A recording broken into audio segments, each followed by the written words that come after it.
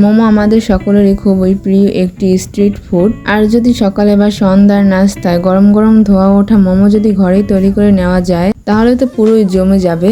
আসসালামু আলাইকুম everyone, welcome to SK cooking recipe. তাহলে আর বেশি কথা না বাড়িয়ে শুরু করা যাক। ফার্স্টে মোমোর জন্য আমি এর বাহিরের আবরণটা তৈরি করে নিব। এর জন্য আমি 2 কাপ ময়দা নিয়ে নিয়েছি আর দিয়ে দিয়েছি হাফ চামচ পরিমাণ লবণ। এখন সবকিছু খুব ভালোভাবে মিশিয়ে নিব।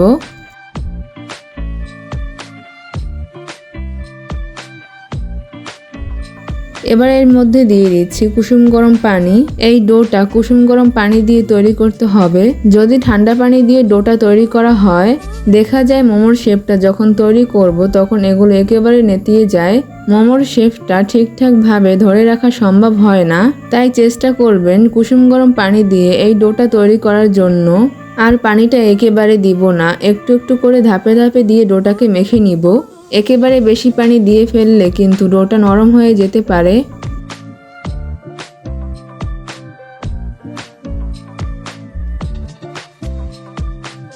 মোমোর ডোটা খুব বেশি নরম হবে না, একটু শক্ত করে মেখে নিতে হবে।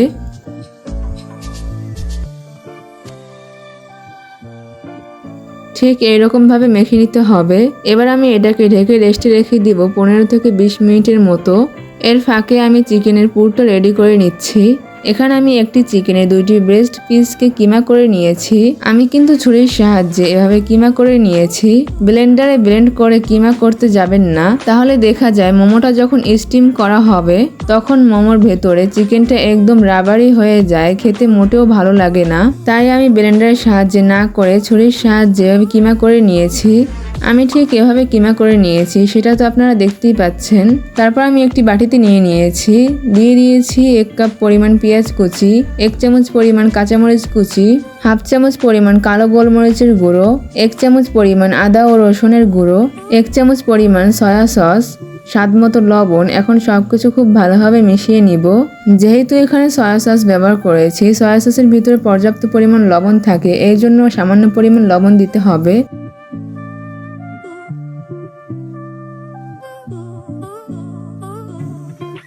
সবকিছু খুব ভালোভাবে মিশিয়ে নেওয়ার পর দিয়ে দিচ্ছি 1 চামচ পরিমাণ তেল। আপনারা চাইলে তেলের পরিবর্তে বাটারও ব্যবহার করতে পারবেন। সবকিছু এবার একসঙ্গে ভালোভাবে মিশিয়ে নিব।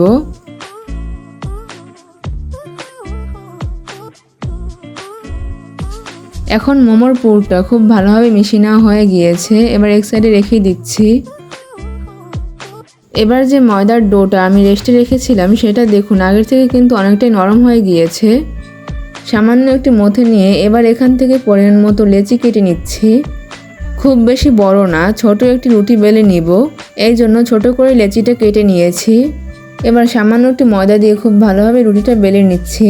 আপনারা চাইলে রুটিটা বড় করে বেলে নিয়ে সেখান থেকে ছোট ছোট করে রুটি কেটে নিয়ে ওইটা দিয়ে মোমো তৈরি করে নিতে পারবেন। রুটিটা কিন্তু বেশি মোটা হবে না, যতটা সম্ভব পাতলা করে নিতে হবে। আমি এবার কুকি কাটার দিয়ে খুব ভালোভাবে গোল করে কেটে নিয়েছি। আপনারা তো দেখতেই পেয়েছেন আমি মাছ বরাবর পরের মতো পুর দিয়ে দিয়েছি।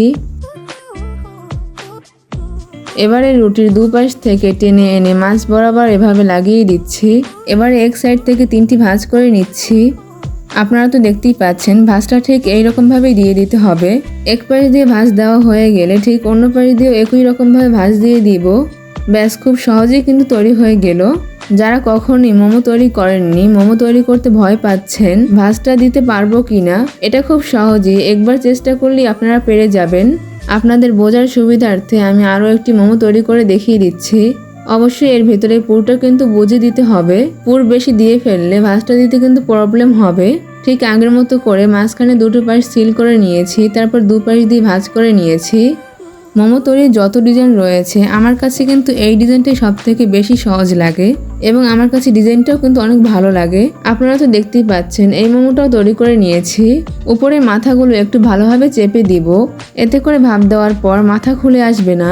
আপনারা তো দেখতেই পেয়েছেন আমি অনেকগুলো মোমো বানিয়ে নিয়েছি। এখন আমি এই মোমোগুলো স্টিম করে নিব। এর জন্য একটি পাত্রে পানি গরম করে নিয়েছি। পানিটা যখন ফুটে উঠবে ঠিক ওই পর্যায়ে একটি স্টিমারে আমি মোমোগুলো দিয়ে দিচ্ছি। আর এখানে অবশ্যই স্টিমারটা তেল ব্রাশ করে নেবেন, এতে করে মোমোগুলো তুলতে সুবিধা হবে।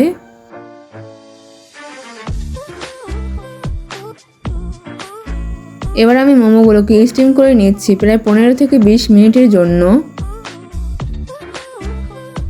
আমি ফিরে আসলাম প্রায় 18 থেকে 20 মিনিট পর। দেখতেই পাচ্ছেন মোমোগুলো কত সুন্দর ভাপানো হয়ে গিয়েছে। গরম গরম ধোয়া ওঠা মোমো তৈরি হয়ে গেল। এবার শুধু মুখে দিয়ে স্বাদ উপভোগ করার পালা।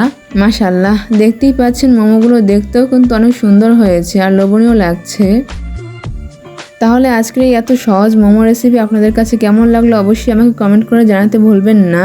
আর একটা লাইক করে সাবস্ক্রাইব করে পাশেই থাকবেন আর পাশেই থাকা বেল বাটনটি অন করে রাখবেন, এতে করে পরবর্তী ভিডিও নোটিফিকেশন সবার আগে চলে যাবে।